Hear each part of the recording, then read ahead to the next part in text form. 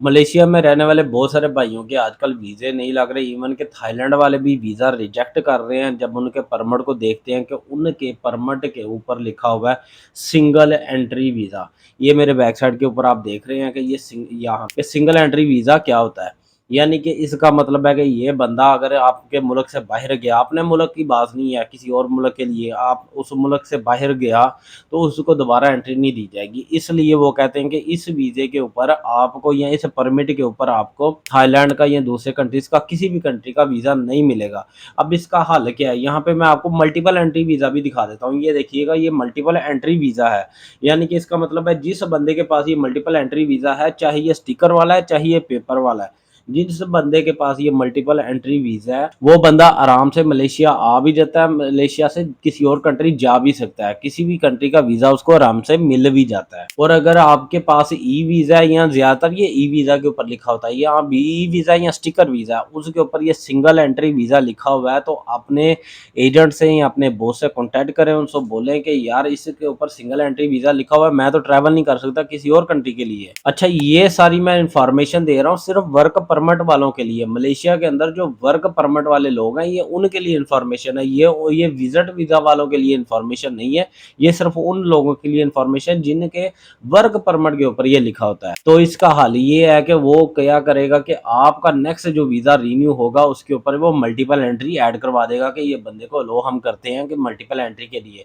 तो इमिग्रेशन आपको जो स्टिकर इशू करेगी, या इमिग्रेशन आपको जो वीज़ा इशू करेगी या पेपर वीज़ा इशू करेगी, उसके ऊपर मल्टीपल एंट्री वीज़ा लिखा होगा। अब इस वीज़े की बेस के ऊपर आप ट्रैवल भी कर सकते हो, किसी और कंट्री का वीज़ा भी ले सकते हो, इस वीज़े की बेस पे किसी और कंट्री जा भी सकते हो। इवन कि अगर आप थाईलैंड का वीज़ा भी अप्लाई करते हो, आराम से छोटे से मुल्क की मैं बात कर रहा हूँ, जापान का, थाईलैंड का, कनाडा का, अमेरिका का, यूके का, किसी भी कंट्री का अप्लाई करते हो, आपको वीज़ा इस वजह से रिजेक्शन नहीं होगी कि यार ये बंदे का वीज़ा सिंगल एंट्री वीज़ा है।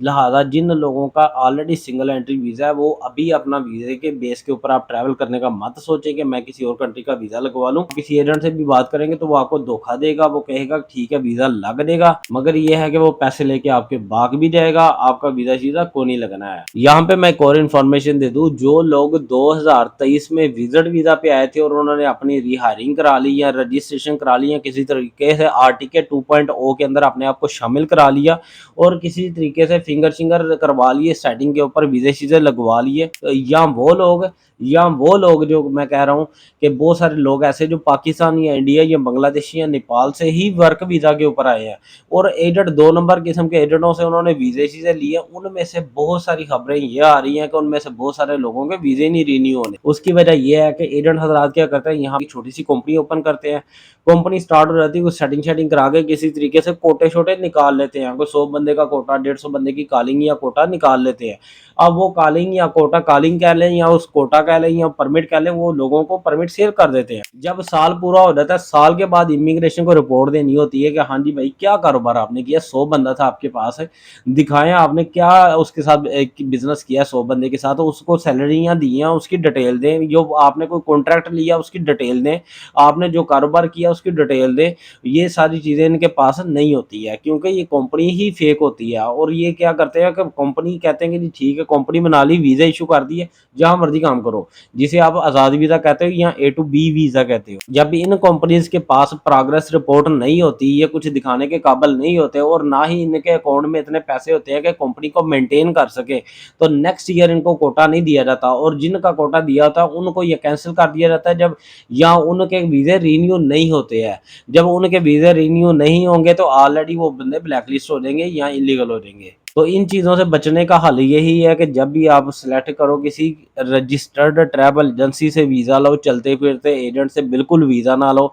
ये एजेंट ने सिर्फ वीज़ा शेयर करना होता और कुछ नहीं करना होता। तो मेरा भाई, जो पाकिस्तान से लोग आने का सोच रहे हैं, या इंडिया से या बांग्लादेश या नेपाल से इन लोग आने का सोच रहे हैं, वो रजिस्टर्ड ट्रैवल एजेंसियों से या काबिल एतमाद बंदों से, या जिनके अपने भाई या रिश्तेदार यहाँ पे मलेशिया में हैं और उनको पता है ये कंपनी अच्छी है, फलां कंपनी अच्छी है, उस कंपनी से ही ही वीज़ा लीजिएगा, चलते फिरते एजेंट से बिल्कुल वीज़ा ना लीजिएगा, इसकी बाद में कोई गारंटी नहीं है। तो आखिरी बात उन लोगों के लिए जो सिर्फ़ अपने फ्यूचर के लिए, अपने मुस्तकबिल के लिए सिर्फ़ परेशान हैं, कर कुछ पा नहीं रहे, ना कुछ कर रहे हैं, सिर्फ़ घरों में बैठ रहे हैं या किसी के खर्चे के ऊपर पल रहे हैं, उनके लिए। मेरा भाई जो गुब्बारा होता है ना, बलून जिसे कहते हैं, वो कभी भी रंग से या अपनी शक्ल सूरत से नहीं हवा में उड़ता।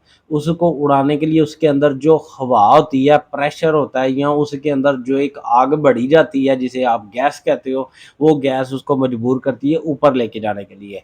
इसलिए अगर आप गरीब हो, अमीर हो, जैसे भी पैदा हुए हो, आप काले हो, गोरे हो, जो मर्जी है, आप अनपढ़ हो, आप पढ़े लिखे हो, जो मर्जी है, ये चीज़ें तय नहीं करती कि आपने गरीब मरना है कि अमीर मरना है। ये चीज़ें तय करती हैं कि जो आपके अंदर स्पिरिट है वो है कि नहीं। अपने अंदर स्पिरिट पैदा करो, अपने अंदर पावर पैदा करो, अपने अंदर एक आग पैदा करो, और उससे ये है कि कुछ करके दिखाओ, कुछ कर दो, और अपनी किस्मत और अपनी ये मामला छोटे मोटे जो लक के चल रहे हैं इन सबको आप बदल सकते हो। जब बंदे में इस तरह का स्पिरिट आ जाए तो बंदा सारी बाजियां पलट देता है। ये थी आज की वीडियो, ये थी इन्फॉर्मेशन। वीडियो अच्छी लगी है तो वीडियो को लाइक कीजिएगा, दोस्तों के साथ शेयर कीजिएगा, चैनल को सब्सक्राइब कीजिएगा, अपना बहुत सारा ख्याल रखिएगा। अस्सलाम वालेकुम।